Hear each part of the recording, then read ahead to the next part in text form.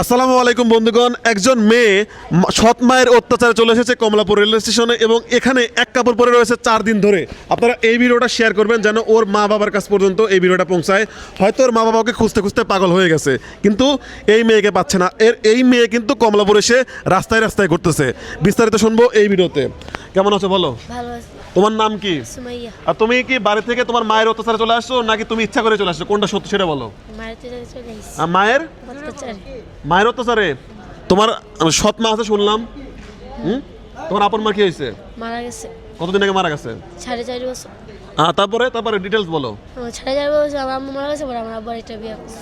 আব্বু একটা বিয়ে করছে, তারপরে বিয়ে করছে, পরে যারে আমার দেখাশোনা করে না, ও দেখাশোনা করে। আবার মারধর করে, তাই বাসাতে রাখে। ভাবি কাহিনী কি আসলে বলেন তো, কি কাহিনী বলেন তো? কাহিনী বলতে আমি ওর আজকে কয়দিন ধরে এখানে দেখতেছি, তো একদিন আমি ডাক দিয়ে না জিজ্ঞেস করলাম যে এখানে নতুন আসছো? কয় হ্যাঁ এখানে নতুন আসছি। বাড়ি কই? বললো যে গাজীপুরে। তারপরে আমি বললাম তোমার নাম কি? পরে ওর নাম বললো। পরে আমি জিজ্ঞেস করলাম কিসের জন্য এসে পড়ছো? কয় আমি আমার আম্মুর সাথে ঝগড়া করে চলে আসছি। আচ্ছা আচ্ছা আচ্ছা পরে আমি বললাম যে এটা তো ভালো না, ফ্যামিলি গেছে ফেরত চলে যাও। কয় না যাবো না। আচ্ছা আচ্ছা তারপরে পরে আমি বললাম যে ফ্যামিলি গেছে যাবা না কে? কয় আমার আম্মুর সাথে আমার ঝগড়া হয়, খালি লেগে যাবো। মানে সৎ মা? সৎ মা কিনা এটা জানি না। তোমার কি আসলে সৎ মা? আমার বলতেছে আপন মা মারা গেছে, মারা যাওয়ার কথা তো কেউ মিথ্যা বলার কথা না। না, হ্যাঁ। আচ্ছা এখন তাহলে ও কি যাচ্ছ, কি বাড়িতে ফিরে যাবে বলতেছে? তুমি কি বাড়িতে যাবা? হ্যাঁ, তোমার আব্বু কি করে?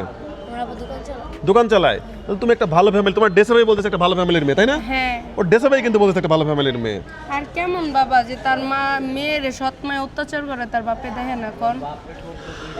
কি বলেন আপনারা দর্শক, কি বলেন? এই ভিডিওটা কিন্তু ঝড়ের গতিতে শেয়ার করতে হবে। মা সৎ মা অত্যাচার করে মেয়েকে বার করে দিচ্ছে, কিন্তু বাবা কিছু বলেন। তোমার বাবা কিছু বলে না তোমাকে বের করে দিল তখন?